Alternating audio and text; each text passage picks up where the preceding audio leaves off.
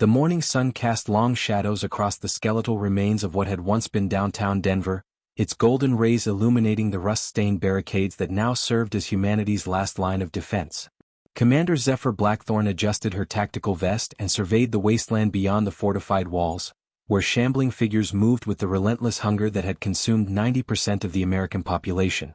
3 years had passed since the outbreak began in the laboratories of Meridian Pharmaceuticals, and what remained of the United States military had consolidated into scattered resistance cells, each fighting desperately to reclaim inches of their homeland from the walking dead.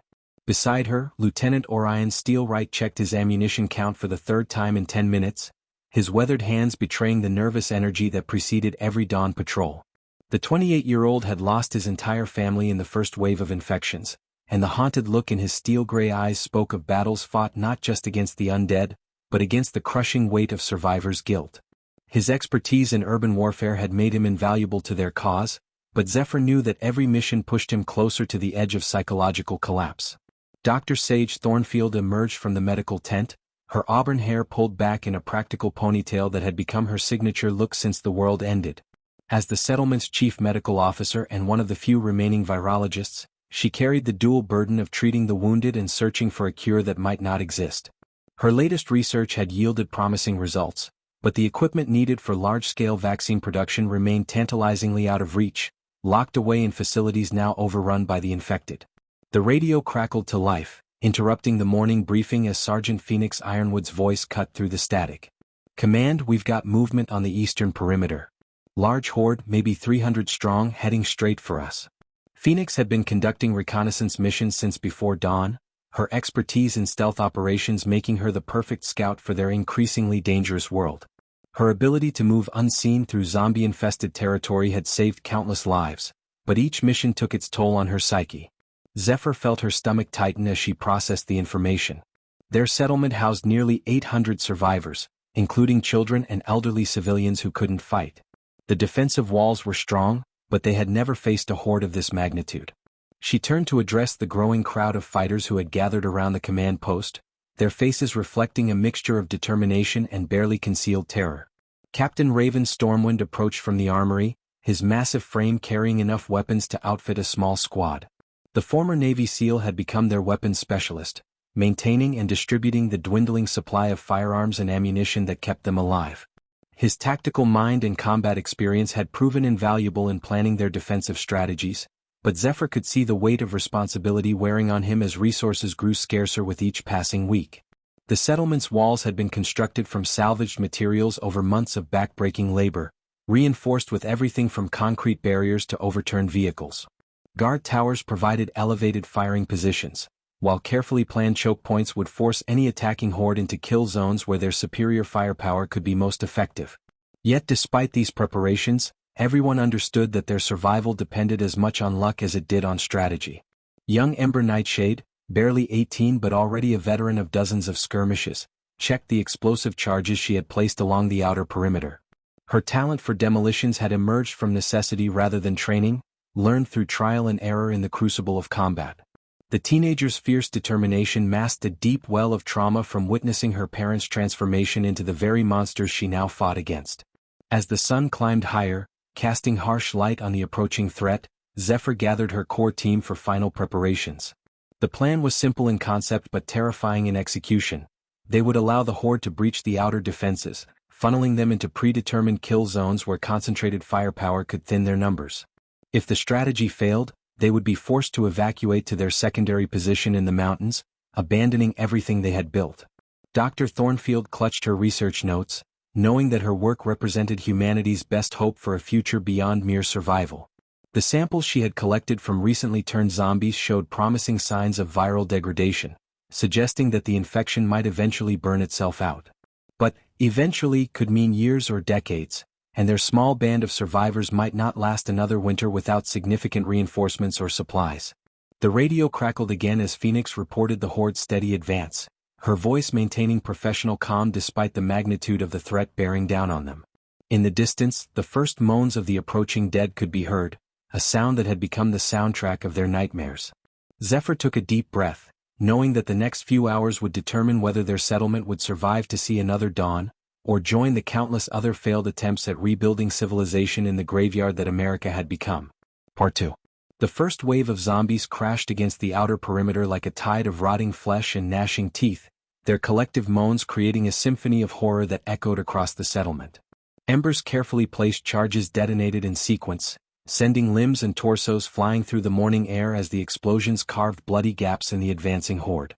Yet for every zombie destroyed, 2 more seemed to take its place, their relentless hunger driving them forward over the mangled remains of their fallen companions. From her position in the eastern watchtower, Phoenix maintained a steady stream of sniper fire, each shot carefully aimed to maximize damage and conserve ammunition. Her rifle had become an extension of her will, and she moved with the fluid precision of someone who had learned to kill efficiently or die trying. Below her, the settlement's defenders took their positions behind reinforced barriers, their faces grim with the knowledge that this battle would test every lesson they had learned about survival in the new world. Raven coordinated the defensive fire from the central command post, his booming voice cutting through the chaos as he directed squads to reinforce weak points in their line. The former SEAL's tactical experience proved invaluable as he identified patterns in the horde's movement, calling out targets and coordinating overlapping fields of fire. His massive hands worked the radio with surprising delicacy, maintaining communication with scattered units while simultaneously tracking ammunition expenditure across all positions. Dr. Thornfield had converted the medical tent into a triage center, preparing for the inevitable casualties that would result from close-quarters combat with the infected. Her medical supplies were limited, but her expertise in trauma surgery had kept many fighters alive through previous encounters. She worked with methodical efficiency, laying out instruments and medications while mentally preparing for the gruesome work ahead. The sound of gunfire and explosions provided a constant reminder of how quickly their situation could deteriorate. Orion led a squad of riflemen along the southern wall, where the horde's advance had been temporarily slowed by the debris field created by Ember's explosives. His tactical mind processed the battlefield with cold efficiency, identifying weak points in the zombie formation and directing concentrated fire to exploit them. The lieutenant's personal demons drove him to take increasingly dangerous risks, as if courting death might somehow reunite him with his lost family. The settlement's children and elderly had been evacuated to the reinforced bunker beneath the community center, where they waited in terrified silence as the battle raged overhead. Their presence added another layer of pressure to the defenders' mission, knowing that failure would mean not just their own deaths, but the slaughter of innocents who depended on them for protection. The weight of that responsibility pressed down on every fighter's shoulders like a physical burden. Zephyr moved between defensive positions, offering encouragement and tactical guidance while maintaining overall command of the battle. Her leadership style combined military precision with genuine care for her people, and the defenders drew strength from her calm presence even as chaos erupted around them. She had learned that in this new world, hope was as important a weapon as any rifle or explosive device. The horde's advance began to slow as bodies piled up in the kill zones, creating obstacles that forced the remaining zombies to climb over their fallen companions. This gave the defenders precious seconds to reload and reposition, but everyone understood that their ammunition wouldn't last forever.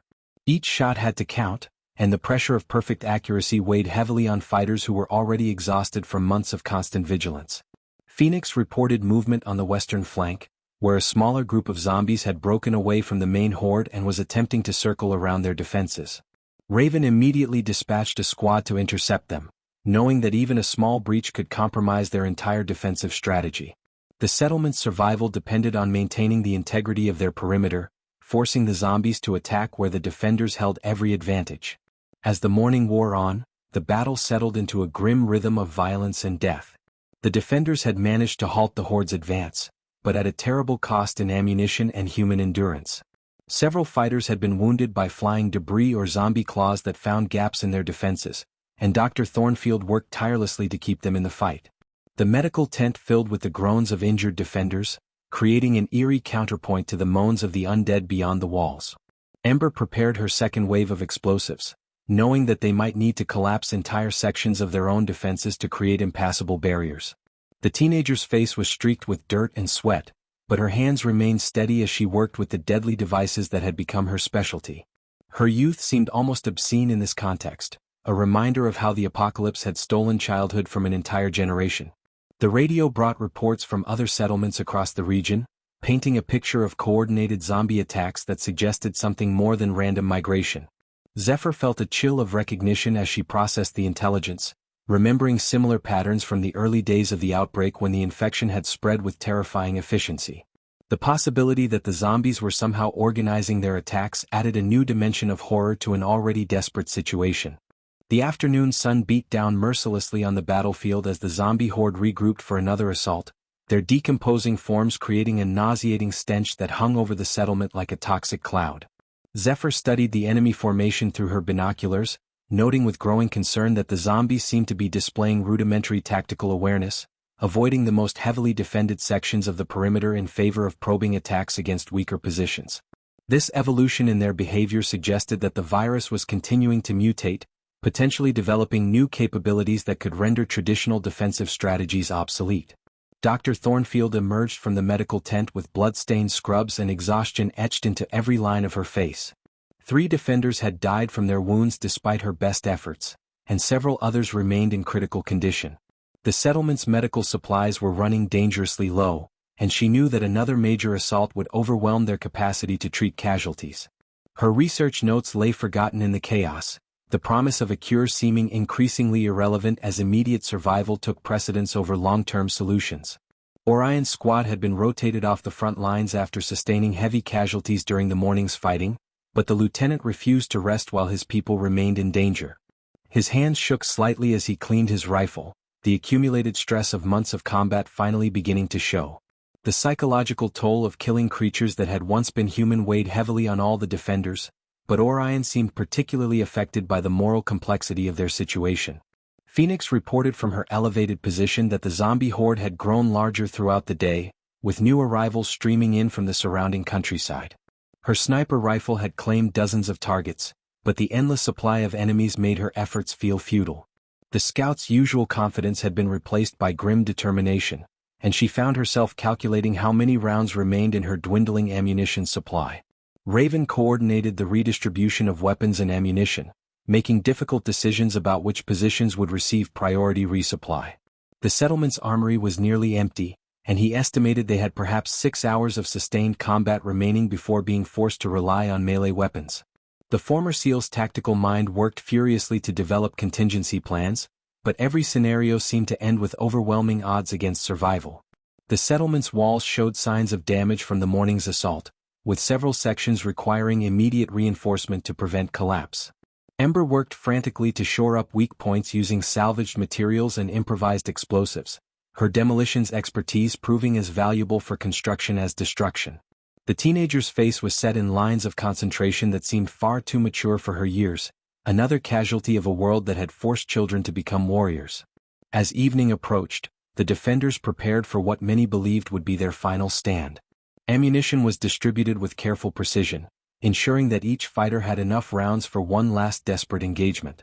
The settlement's children and elderly remained in the underground bunker, their fate tied inexorably to the outcome of the battle raging above their heads. Zephyr gathered her core team for what might be their final briefing, the weight of command pressing down on her shoulders like a physical burden. The plan was simple: hold the line until nightfall, then attempt a fighting withdrawal to their secondary position in the mountains. The evacuation would be dangerous and chaotic, but staying to face another full assault would mean certain death for everyone in the settlement. Dr. Thornfield made the difficult decision to destroy her research rather than risk it falling into the wrong hands, though she wondered if there were any right hands left in this devastated world. Her life's work disappeared in flames as she burned her notes, the smoke carrying away humanity's best hope for understanding and defeating the zombie plague. The symbolism was not lost on her as she watched years of careful research reduced to ash. The radio brought increasingly desperate reports from other settlements across the region, painting a picture of coordinated attacks that were overwhelming humanity's remaining strongholds one by one. The pattern suggested that something was directing the zombie hordes with intelligence and purpose, a possibility that challenged everything the survivors thought they knew about their enemy. If the zombies were truly evolving beyond simple hunger-driven behavior, then humanity's chances of survival had just become infinitesimally small. Orion volunteered to lead a diversionary attack against the horde's flank, hoping to draw enough zombies away from the main assault to give the evacuation a chance of success. His squad consisted of volunteers who understood that their mission was essentially suicidal, but they accepted the assignment with the grim determination of soldiers who had already lost everything worth living for. The lieutenant's plan was tactically sound but emotionally devastating, requiring him to sacrifice himself and his men for the slim possibility that others might escape. As darkness began to fall, the settlement's defenders took their positions for what they all knew would be the final battle. The zombie horde had grown to nearly 500 strong, far exceeding their capacity to resist through conventional means. Ember's remaining explosives were positioned to bring down entire sections of the defensive wall, creating barriers of rubble that might slow the enemy advance long enough for the evacuation to succeed. Phoenix maintained her overwatch position despite having only a handful of rounds remaining, determined to provide covering fire for as long as possible. Her sniper rifle had become a symbol of defiance against impossible odds, and she refused to abandon her post even as the situation grew increasingly hopeless. The scout's final radio transmission was characteristically brief: target-rich environment. Beginning final engagement. The final assault began with a sound like thunder as hundreds of zombies surged forward in a coordinated wave that seemed to defy their supposed lack of intelligence. Ember's explosives detonated in a carefully timed sequence, bringing down sections of the outer wall and creating temporary barriers of twisted metal and concrete. The teenagers' demolitions work bought them precious minutes, but the sheer number of attackers made the outcome inevitable. She clutched her detonator with white knuckles, knowing that her next decision would determine how many of her friends lived to see another dawn. Orion led his diversionary force in a desperate charge against the horde's eastern flank, their battle cries echoing across the battlefield as they drew hundreds of zombies away from the main assault. The lieutenant's tactical mind had calculated the odds with cold precision, accepting that his squad's sacrifice might give the evacuation convoy enough time to reach the mountain passes. His rifle spoke with mechanical precision as he carved a path through the undead, each shot bringing him closer to the reunion with his family that he had secretly craved since the outbreak began. Dr. Thornfield supervised the loading of critical patients into the evacuation vehicles, her medical training warring with the harsh reality that some wounded defenders would have to be left behind. The decision to abandon dying comrades violated every principle of her medical oath, but the alternative was the death of everyone in the settlement.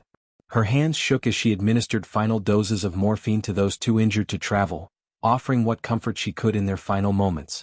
Raven coordinated the fighting withdrawal with the precision of a master tactician, his booming voice cutting through the chaos as he directed covering fire and managed the complex logistics of retreat under enemy pressure. The former SEAL's experience in asymmetric warfare proved invaluable as he identified choke points and rally positions that could slow the zombie advance. His massive frame seemed to be everywhere at once, plugging gaps in the defensive line while simultaneously organizing the evacuation of non-combatants. Phoenix's sniper rifle fell silent as her ammunition finally ran out, but the scout refused to abandon her elevated position. Instead, she drew her sidearm and continued engaging targets at close range, her position in the watchtower providing crucial intelligence about zombie movement patterns. Her radio reports became increasingly terse as the situation deteriorated, but her calm professionalism never wavered even as death closed in around her. The settlement's children were loaded into armored vehicles with heartbreaking efficiency, their tear-streaked faces pressed against bulletproof windows as they watched their home disappear behind walls of flame and smoke. Many of them had never known a world without zombies, and the destruction of their sanctuary represented the loss of the only security they had ever experienced. Their quiet sobs provided a haunting counterpoint to the sounds of battle, reminding every defender of exactly what they were fighting to preserve. Zephyr made the agonizing decision to trigger the settlement's final defensive measure, a series of incendiary charges that would turn their home into an inferno, denying the zombies any useful resources while creating a barrier of fire that might slow their pursuit. The commander's finger hesitated over the detonation switch, knowing that activating it would condemn any defender still trapped within the perimeter. The weight of command had never felt heavier than in that moment when she held the lives of her people in her hands. The evacuation convoy began its desperate journey toward the mountain passes, their vehicles overloaded with survivors and supplies salvaged from the burning settlement. The route had been scouted weeks earlier, but traveling it under combat conditions with a zombie horde in pursuit presented challenges that no amount of planning could fully address. Every mile would be a test of endurance and luck, with mechanical failures or wrong turns potentially spelling doom for everyone aboard. Ember's final act of defiance came as she detonated her remaining explosives in a chain reaction that brought down the settlement's main gate, crushing dozens of zombies beneath tons of concrete and steel. The teenager's sacrifice created a temporary bottleneck that bought the convoy precious minutes, but her death represented the loss of irreplaceable expertise in demolitions and urban warfare. Her last radio transmission was characteristically brief: "Gate sealed. Tell my story." Orion's diversionary force had been reduced to just 3 men, but they continued their fighting retreat through the settlement's burning streets, drawing zombies away from the evacuation route with suicidal determination. The lieutenant's rifle had long since run dry, forcing him to rely on his sidearm and combat knife as the undead closed in from all sides. His final stand took place in the settlement's chapel, where he made his peace with whatever gods might still be listening in this devastated world. Dr. Thornfield worked frantically in the back of a moving ambulance, trying to stabilize wounded defenders while the vehicle bounced and swayed along mountain roads never designed for such desperate journeys. Her medical supplies were nearly exhausted, forcing her to make impossible choices about which patients received treatment and which were left to die. The ethical compromises required for survival in this new world had transformed her from a healer into something she barely recognized. Phoenix's watchtower became her funeral pyre as the settlement's fires spread to consume the wooden structure, but not before she had transmitted crucial intelligence about zombie behavior patterns that might prove valuable to other survivor communities. Her observations about the horde's apparent coordination and tactical awareness represented important data about the virus's continued evolution. The scout's final report was delivered with characteristic precision even as flames consumed the building around her. Raven fought a running battle through the settlement's burning streets, his massive frame serving as a rallying point for scattered defenders trying to reach the evacuation route. The former SEAL's tactical expertise allowed him to identify safe corridors through the chaos, but each rescue mission brought him closer to being overwhelmed by the pursuing zombies. His decision to stay behind and cover the convoy's retreat was made with the cold calculation of a professional soldier who understood the mathematics of sacrifice. The mountain road stretched ahead of the convoy like a lifeline, but everyone understood that reaching the secondary position was only the beginning of their challenges. The high-altitude camp had limited supplies and no permanent defenses, making it suitable only as a temporary refuge while they planned their next move. The survivors faced the prospect of starting over with depleted resources and traumatized personnel, their numbers reduced by half and their morale shattered by the loss of their home. Zephyr rode in the lead vehicle, her eyes fixed on the road ahead while her mind processed the tactical situation with mechanical precision. The commander's radio crackled with final transmissions from the defenders left behind, each voice representing a life sacrifice to buy time for the evacuation. The weight of their deaths would stay with her forever, adding to the burden of command that had already claimed so much of her humanity. Part 5. The convoy's headlights cut through the mountain darkness as they climbed higher into terrain that offered both sanctuary and new dangers, the thin air making every breath a conscious effort while the temperature dropped toward freezing. Zephyr monitored radio frequencies for any sign of pursuit, but the static-filled silence suggested that their desperate gambit had succeeded in breaking contact with the zombie horde. The settlement's destruction had bought them time, but at a cost that would haunt the survivors for whatever remained of their lives. Dr. Thornfield had lost 2 more patients during the harrowing journey, their bodies wrapped in salvaged blankets and secured to the ambulance roof for burial when they reached their destination. The medical officer's hands were stained with blood that no amount of washing could remove, and her eyes held the hollow look of someone who had been forced to play God with insufficient resources. The mountain camp's medical facilities consisted of a single tent and whatever supplies they had managed to salvage from the settlement's infirmary. The secondary position had been carved into a natural depression between 2 peaks, its location chosen for defensibility rather than comfort. The camp consisted of prefabricated shelters and supply caches that had been positioned months earlier as part of their contingency planning, but it had never been intended to house the entire population of the settlement. The survivors would be forced to share cramped quarters while they figured out their next move, assuming they could survive the approaching winter at this altitude. Raven's absence was felt immediately as the convoy reached the mountain camp, his tactical expertise and leadership presence leaving a void that no one else could fill. The former SEAL's sacrifice had saved dozens of lives, but his death represented the loss of irreplaceable military experience that the survivors desperately needed. The remaining fighters looked to Zephyr for guidance, but even she struggled to maintain morale in the face of such devastating losses. The children adapted to their new environment with the resilience that had become their generation's defining characteristic, but the trauma of losing their home was evident in their subdued behavior and frequent nightmares. Many of them had formed attachments to defenders who hadn't made it out of the settlement, and their grief added another layer of complexity to an already difficult situation. The camp's limited recreational facilities consisted of a few salvaged books and board games that seemed pathetically inadequate for addressing their psychological needs. Phoenix's intelligence reports about zombie coordination patterns had been transmitted to other survivor communities before her death, but the implications of her observations were deeply troubling. If the undead were truly developing tactical awareness and communication abilities, then humanity's remaining strongholds faced threats that their current defensive strategies couldn't address.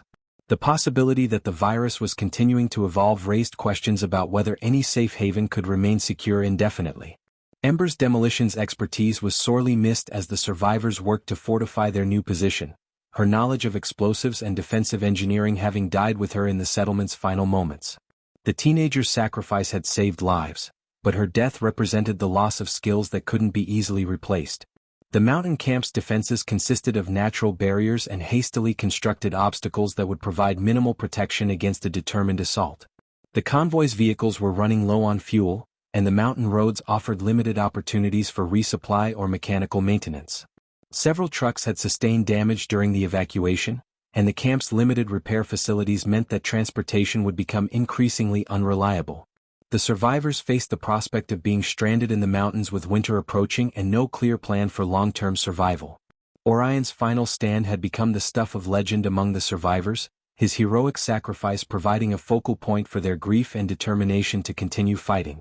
The lieutenant's tactical innovations and unwavering courage had inspired a generation of defenders, and his death left a void in both military capability and morale. The chapel where he made his last stand had become a symbol of resistance against impossible odds, even as it burned to ash along with the rest of their former home.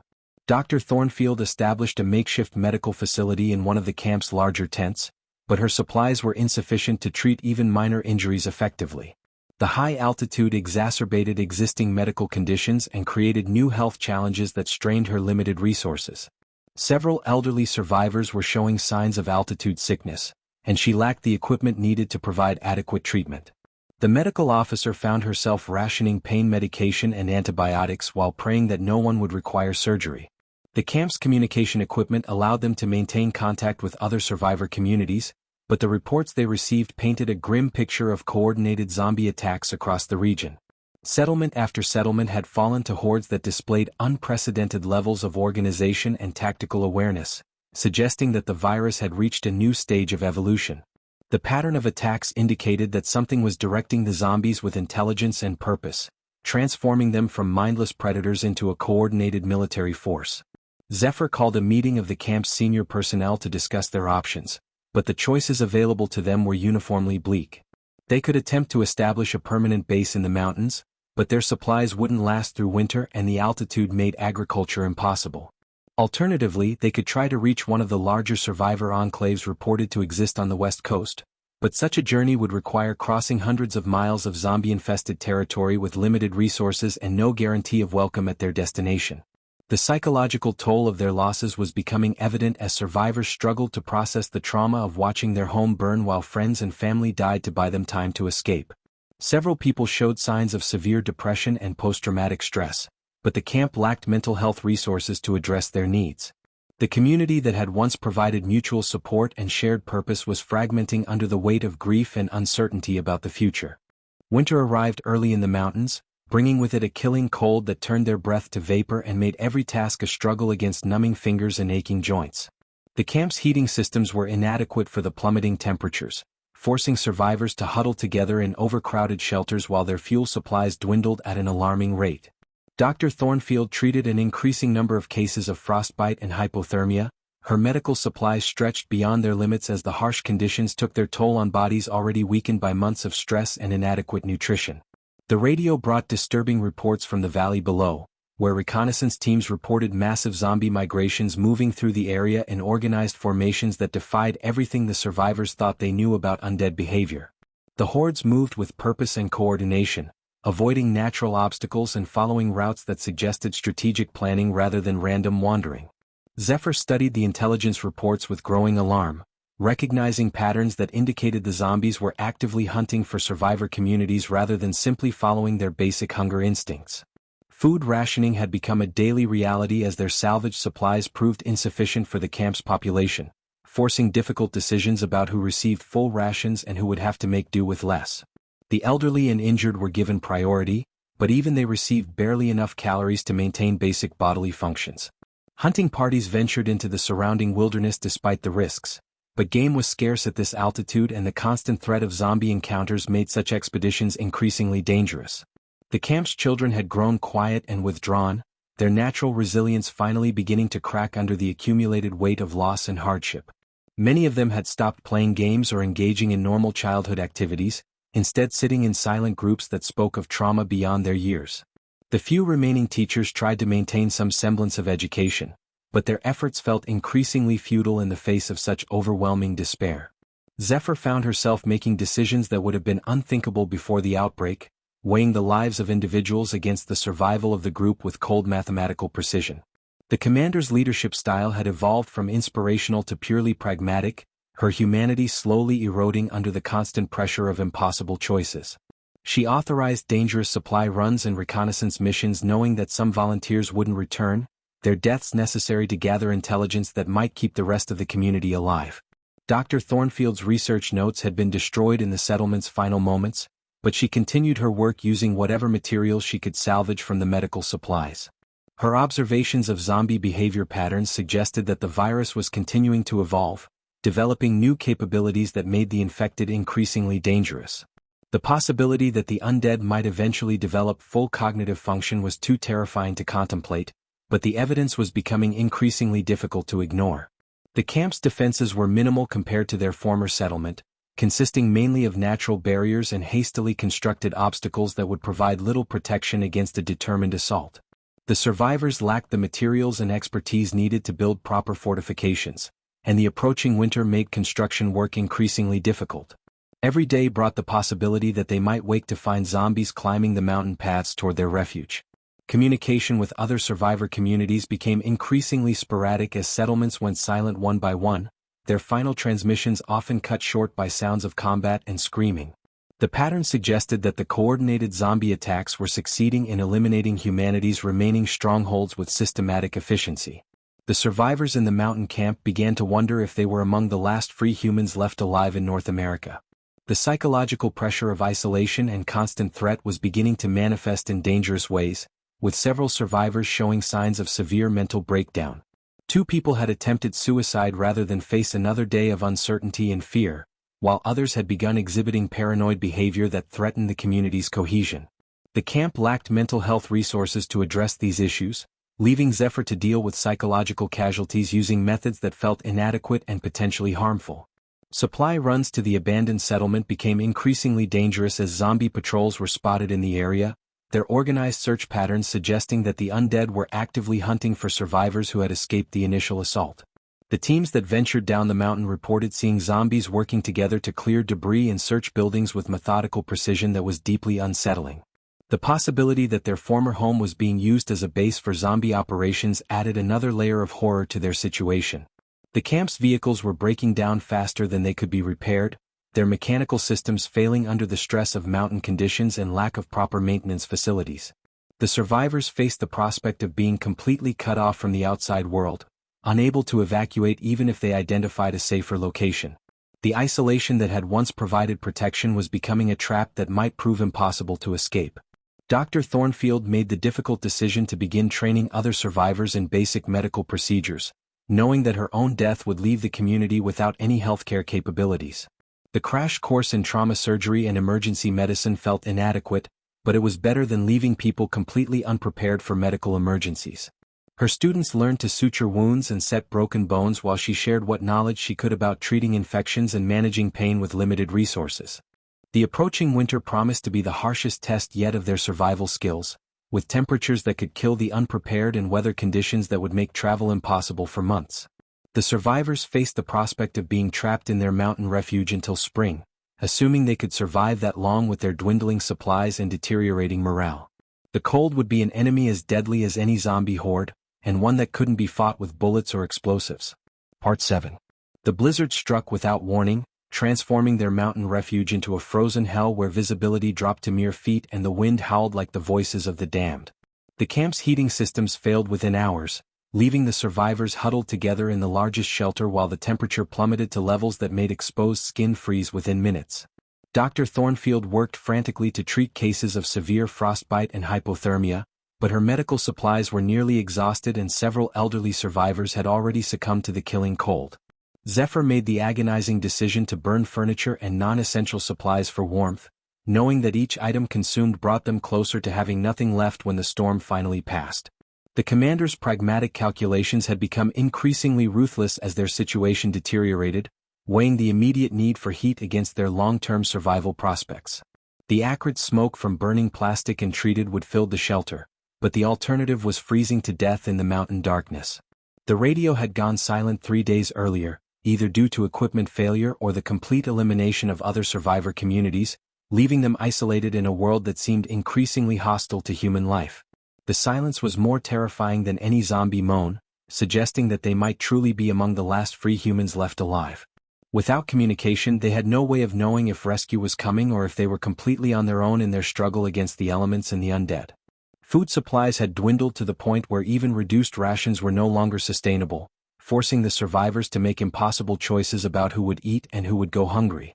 The children received priority, but even they were showing signs of malnutrition that would have long-term health consequences if they survived long enough to experience them. Hunting was impossible in the blizzard conditions, and their stored supplies wouldn't last another week at current consumption rates. Dr. Thornfield's condition had deteriorated rapidly after she gave her own rations to the children, her medical training making her acutely aware of how starvation was affecting her body's ability to function. The physician continued treating patients despite her own weakness, but her hands shook from hunger and cold as she worked. Her dedication to her oath was admirable, but Zephyr worried that losing their only medical officer would doom the entire community. The camp's youngest survivor, a 6-year-old girl named Luna Brightwater, had stopped speaking entirely after watching her adoptive parents die from hypothermia, her silence serving as a haunting reminder of how the apocalypse had stolen childhood from an entire generation. The other children tried to comfort her, but their own trauma made them ill-equipped to provide the emotional support she desperately needed. The sight of children caring for children in such circumstances was heartbreaking evidence of how completely their world had collapsed. Zephyr found herself questioning every decision that had led them to this point, wondering if they should have stayed and fought to the death rather than fleeing to this frozen tomb in the mountains. The commander's leadership had kept them alive through countless crises, but the current situation seemed beyond any tactical solution.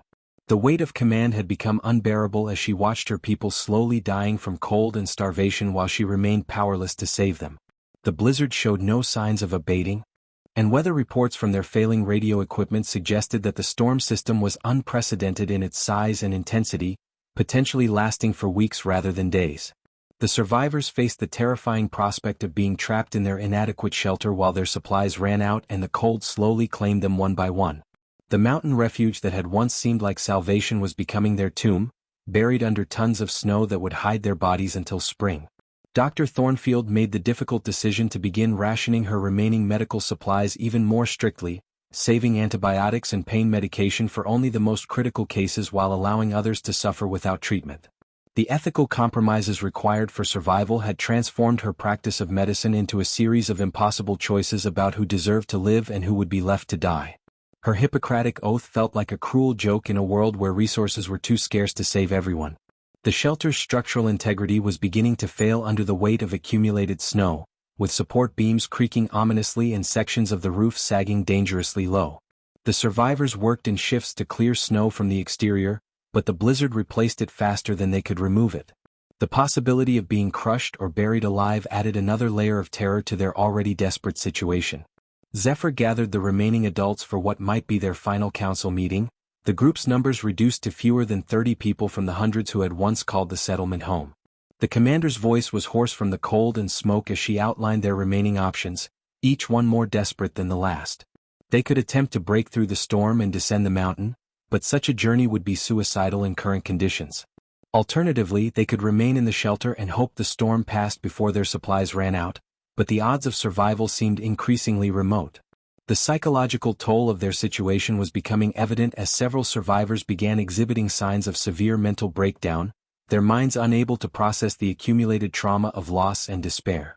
2 people had attempted to walk out into the blizzard rather than face another day of slow starvation, and others spoke openly of ending their own lives rather than continuing to suffer. The community's social fabric was disintegrating under the pressure of impossible circumstances.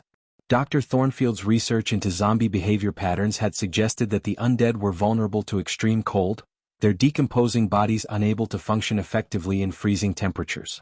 The irony that the same weather conditions killing the survivors might also be eliminating their enemies was not lost on anyone, but it provided little comfort to people who were slowly freezing to death.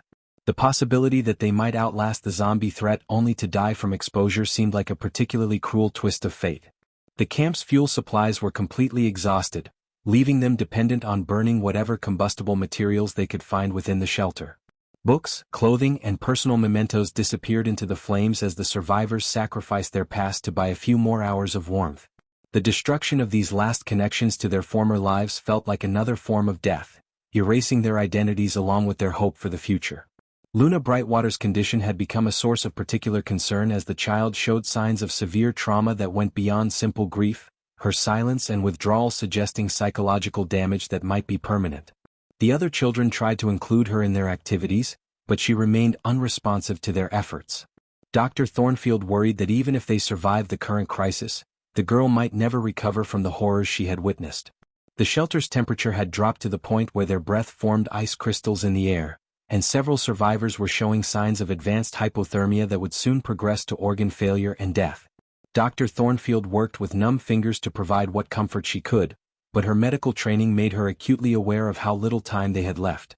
The physician's own condition was deteriorating rapidly, her body consuming itself to maintain basic functions as starvation took its toll. Zephyr made the decision to begin burning their remaining ammunition for warmth, the gunpowder providing brief flares of heat that offered temporary relief from the killing cold. The symbolic destruction of their last means of defense felt like a surrender to forces beyond their control, but the immediate need for warmth outweighed any tactical considerations. The commander's pragmatic calculations had reduced their existence to a series of desperate trades between present survival and future capability. The blizzard's howling wind carried sounds that might have been zombie moans or simply the storm's fury, but the survivors were too weak and cold to investigate or care about potential threats beyond their shelter. Their world had shrunk to the confines of their inadequate refuge, where each breath was a conscious effort and every heartbeat brought them closer to the end. The apocalypse that had begun with zombie hordes was ending with the quiet desperation of people slowly freezing to death in the darkness. Part 8. Dawn broke on the seventh day of the blizzard with an eerie silence that seemed to press against the shelter's walls like a physical presence. The howling wind finally stilled after a week of relentless fury. Zephyr forced herself to move despite the bone-deep cold that had settled into her joints, her breath forming clouds of vapor as she checked on the survivors who remained. Of the 30 people who had entered the storm together, only 18 still drew breath, their bodies huddled together in a desperate attempt to share what little warmth remained in their failing forms. Dr. Thornfield had died sometime during the night, her body discovered by Luna Brightwater, who had finally broken her silence to whisper the physician's name in a voice cracked by cold and grief. The medical officer's final act had been to cover the children with her own blanket, sacrificing her last protection against the killing cold to give them a few more hours of life. Her death represented not just the loss of their only medical expertise, but the end of hope for treating the frostbite and hypothermia that afflicted nearly everyone in the shelter. The shelter's roof had partially collapsed under the weight of accumulated snow, creating a small opening that allowed pale sunlight to filter through the debris. The sight of natural light after days of darkness felt like a miracle, but it also revealed the full extent of their desperate situation. Bodies lay motionless in the corners where they had sought shelter from the cold, their faces peaceful in death but serving as grim reminders of how close the survivors were to joining them. Zephyr struggled to her feet, her legs barely able to support her weight after days of inactivity and malnutrition, but the commander's sense of duty compelled her to assess their situation and determine if escape was possible. The snow outside had drifted to heights that would make travel extremely difficult, but the storm's end offered their first opportunity to attempt descent from the mountain. The decision to stay or go would determine whether the remaining survivors lived to see another week. Luna Brightwater had become the group's unofficial caretaker, her small hands distributing the last scraps of food with careful precision while she hummed lullabies that her adoptive parents had once sung to comfort her. The child's resilience in the face of unimaginable trauma was both inspiring and heartbreaking, a reminder of humanity's capacity to endure even when all hope seemed lost. Her quiet strength had become a focal point for the other survivors, who drew courage from her example. The radio equipment had been damaged by the cold, but Zephyr managed to coax a few moments of static-filled transmission from the failing device. The airwaves were empty of human voices, filled only with automated emergency broadcasts that had been repeating the same warnings for months. The silence confirmed what they had all suspected. They were truly alone in a world that had moved beyond the need for human voices. The camp's vehicles were buried under tons of snow and would require hours of digging to reach, assuming they could even start after being exposed to such extreme conditions. The survivors lacked the strength for such labor, and the fuel tanks were likely frozen solid anyway. Their escape from the mountain would have to be accomplished on foot, a journey that would test their remaining endurance against terrain that could kill the healthy and well-equipped. Zephyr made the decision to attempt the descent despite the odds against success, knowing that staying in the shelter meant certain death as their remaining supplies dwindled to nothing. The commander's voice was barely a whisper as she explained the plan to the survivors, but her words carried the authority of someone who had led them through countless crises. The journey would be dangerous and many wouldn't survive, but it offered their only chance of reaching lower altitudes where they might find shelter and supplies. The survivors began their preparations with the methodical efficiency of people who had learned to function despite overwhelming despair, gathering what few supplies remained and fashioning crude snowshoes from salvaged materials. Luna Brightwater helped the adults with tasks that seemed far beyond her years, her small hands steady as she tied knots and distributed the last of their water. The sight of a child preparing for what might be her final journey was almost too painful to witness. Dr. Thornfield's research notes had been lost with everything else, but her observations about zombie vulnerability to cold offered a slim hope that the undead threat might have been reduced by the same weather that was killing the survivors. The possibility that they might emerge from the mountains to find a world temporarily free of zombies was the only optimistic thought any of them could manage. Even if the reprieve was temporary, it might provide enough time to reach other survivor communities or establish a new settlement. The descent began in the pale light of morning, with Zephyr leading the group down treacherous slopes that were hidden beneath deceptive layers of snow. Each step was a gamble against hidden crevasses and unstable drifts that could swallow a person without warning. The survivors moved in single file, their progress measured in yards rather than miles as they fought against exhaustion and the mountain's attempts to claim them. Luna Brightwater walked near the front of the group, her small form somehow finding strength that the adults lacked as she navigated the dangerous terrain with surprising skill. The child had become a symbol of hope for the survivors, proof that life could endure even in the face of absolute devastation. Her quiet humming provided a soundtrack for their desperate journey, a reminder of beauty in a world that had forgotten such concepts. As they descended toward the tree line, Zephyr allowed herself to hope that some of them might actually survive to see the valley below. The commander's pragmatic calculations suggested that perhaps half the group would make it to lower altitudes, where they might find shelter and the possibility of starting over once again. The thought of rebuilding from nothing was daunting, but it was better than the alternative of dying forgotten in the mountain snow. The sun climbed higher as they continued their descent, its warmth offering the first comfort they had felt in days while the snow began to soften under their feet. Behind them, the mountain camp disappeared into the white landscape, taking with it the dreams and hopes of hundreds of people who had believed they could build something lasting in this new world. Ahead lay uncertainty and danger, but also the possibility that somewhere in the devastated landscape below humanity might find a way to endure and perhaps even flourish once again. The story of their struggle would be carried forward by the survivors, a testament to the human spirit's refusal to surrender even when faced with impossible odds. In Luna Brightwater's quiet humming and Zephyr's determined leadership, the flame of civilization flickered but refused to die, waiting for the chance to grow into something greater than the darkness that had consumed their world.